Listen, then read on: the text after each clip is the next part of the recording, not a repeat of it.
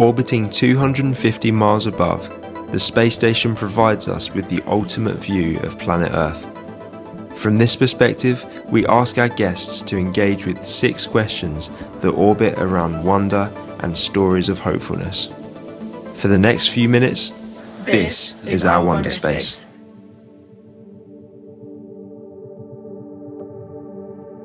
Welcome to the 89th episode of the Wonderspace podcast, which is a creative expression of a family trust called Panaper.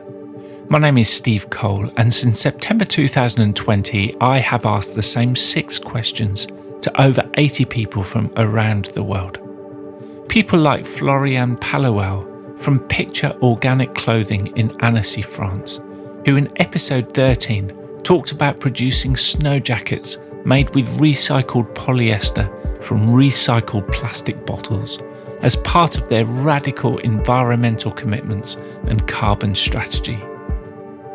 For our 3rd year, we are excited to be working with Ask Nature, who are a project of the Biomimicry Institute. Their work around the world looks to nature for inspiration to solve design problems in a regenerative way. Here is another moment to help us to re-wonder. The cells in our bodies are packed full of structures. Even the space between structures has structure. But that molecular skeleton holding things together and giving the cell shape is itself dynamic, growing and breaking down in all directions as it receives various chemical signals. It consists of many microtubules made of protein building blocks called tubulin.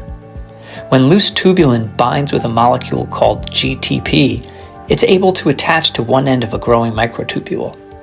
If more tubulin and GTP are added quickly, the first packet will be locked in place and the process will continue. That continued growth is necessary for the microtubule to hold together because GTP quickly degrades to GDP, and that weakens each bit of tubulin's connection to the microtubule. And there's the key to the system's effectiveness. Constant growth isn't always what's needed by the cell, so there's a built-in process for disassembly too. As soon as the outermost tubulin's GTP becomes GDP without more tubulin being added, it detaches from the end of the structure, causing a chain reaction of fleeing tubulin until other signals cause the process to halt or begin to grow again. This week on Wonderspace, we welcome Dr Eeva Houtbeckers, a scholar, writer and speaker active in the Degrowth movement in Finland, a movement of activists, artists, poets, philosophers, scientists, scholars, citizens, politicians and civil servants. She is also the co-founder of the Degrowth Journal and Untame, which we will link to on our episode page on the Wonderspace website. Eeva was nominated by our 53rd guest on Wonderspace, Sabrina Chakori in Brisbane, who amongst many things founded the Brisbane Tool Library, a social enterprise based on degrowth and sharing economy, which aims to reduce household consumption. Sabrina describes Eeva as an amazing activist and scholar. With this expansive overview of Earth, I start by asking Eeva, if we could do a fly past on any part of the world that is significant to you, which place, city or country would it be and why?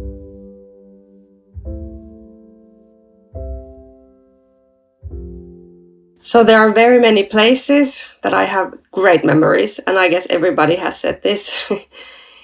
I love books and libraries, so I would take us to Turku City Library. I was born in Turku, that's a city in the south of Finland. And although there were many other libraries that I visited by the time I was a teenager, this was the first library that I started going alone. It's a very old building, and it's not the place as much as what it offered. So it is a place for me that supported my journeys to my inner worlds and beyond. And while it's not the place, it is because of the old building that it shows how much layers there are within human culture. And it was really like a sanctuary in many, many ways. Also with very badly kept toilets and a lot of other details, but still it was a very special place. And it is still, although I haven't visited it for a while. Eeva, give us a glimpse into your life story so far, with an emphasis on what you are doing currently. From early on, I've been quite concerned on how people could live more peacefully together on this planet. It was sort of a shock to realize that people would not all the time want to do this when I was in primary school. Like childlike shock. And then later, when I was a bit older, I got into philosophy and moral philosophical questions in high school and questions about religion. And then I ended up studying the economy, which was surprising to some extent from all of these topics. But I realized that there's something with the way the economy organizes our world. And when I got into the business school, I used a lot of time looking into how businesses and corporations could be used as a vehicle for a more sustainable society. When it comes to environmental issues, I consider myself as a late bloomer. So only when I was doing my doctorate studies, I got into environmental issues seriously. And then nowadays, as a postdoctoral scholar, I consider myself as an ecofeminist. So this combines the concerns of how humans live together on this planet and then how humans live with other species on this planet on a very broad level.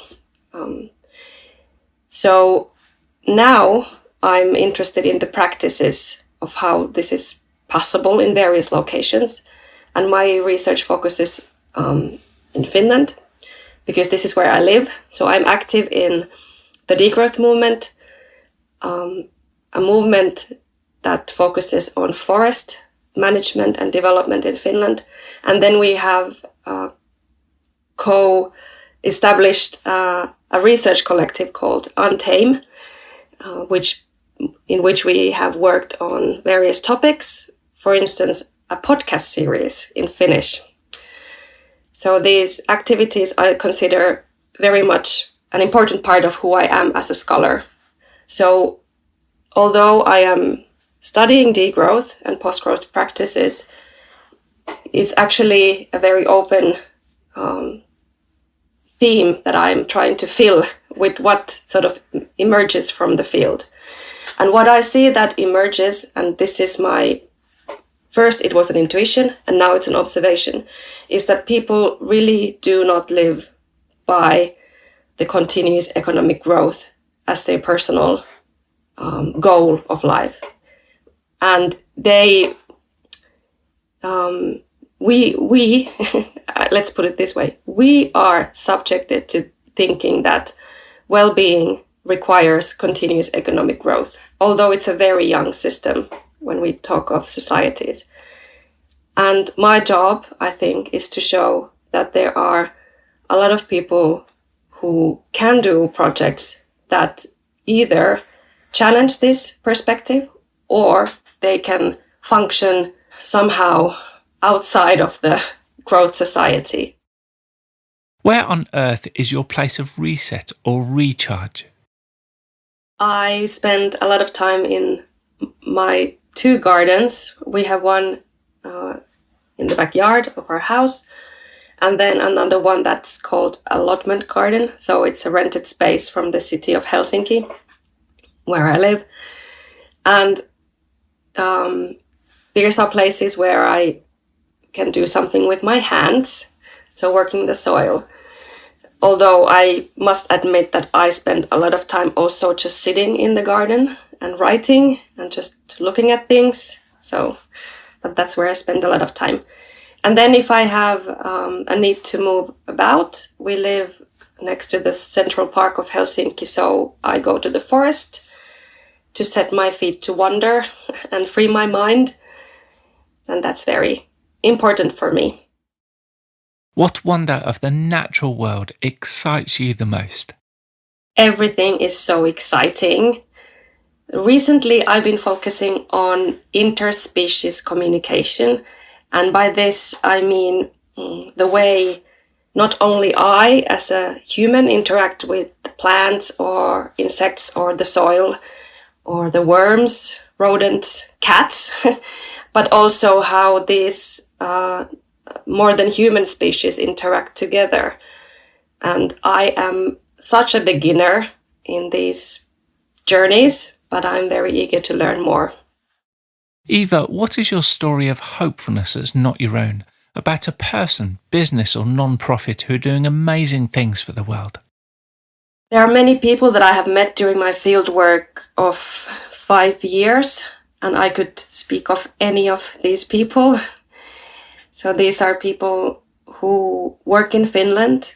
They might not be Finnish people, but this is where they are located. And what is so inspiring about them as a collective, which obviously they do not know each other, but a collective that I determine as a scholar and as a thinker, but that I also see that they are somehow connected. So what they do is that they rework their lives, communities and societies in very mundane ways. So it's not only the talk or big ideas. And most of them are not companies, organized as companies, but as associations or foundations or cooperatives. And at first it was a decision to focus on these different kinds of organizations, but I have been open to funding companies as well. But so far I have been led to these type of organizations. And the one that I would like to explore here a bit more is it's a cooperative that focuses on rewilding. So what they do is that they work in their community in east of Finland since more than 10 years now. And the people in the cooperative are trying to enhance the environment around the village where people live. And the problem has been that the swamps have been turned into forests, which has disturbed the water flow. And with heavy agriculture, the lakes and the rivers have become quite fertile, too fertile. And the fish is starting to die, and other fishes are being too popular, so they are taking the space out of some more local fish. And their work is quite independent in terms of funding and in terms of ideas, and they're also internationally networked. And I think this initiative, it's called Snow Change Cooperative. It's a very inspiring one. Finally, as we prepare to re-enter the Earth's atmosphere, what insight, wisdom or question would you like to leave with us? I've observed that there seems to be individualism everywhere, especially in the academia. So people are building their own CVs, which you would perhaps suspect in corporate life, but this is very much also in other spheres of life. So I have been struggling personally how to unlearn this individualism. So individualistic behavior, it's in everyday interactions, in everyday work. And in order to pay attention to this, we need to pay attention to everyday interactions, although it's a very big cultural phenomenon of thinking about atomistic self, or the philosophy of thinking about only individuals rather than collectives. So my questions to myself and maybe to everybody is then how one could work on one's passions together with other people and more than humans for an ecologically and socially more just societies.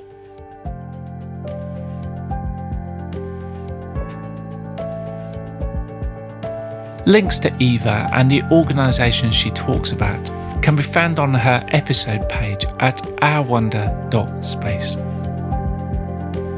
What is your story of hopefulness that is not your own, about a person, business or non-profit who are doing amazing things for the world? We would love you to consider recording yourself in under 30 seconds, sharing your story on your phone through your video or your voice memo or recorder app. You can then simply upload the recording to the link on our website, ourwonder.space. Thanks to Eeva for joining us on Wonderspace this week. Let's continue to search for and find ways of sharing wonder and stories of hopefulness. We need them like never before. Thanks for joining us.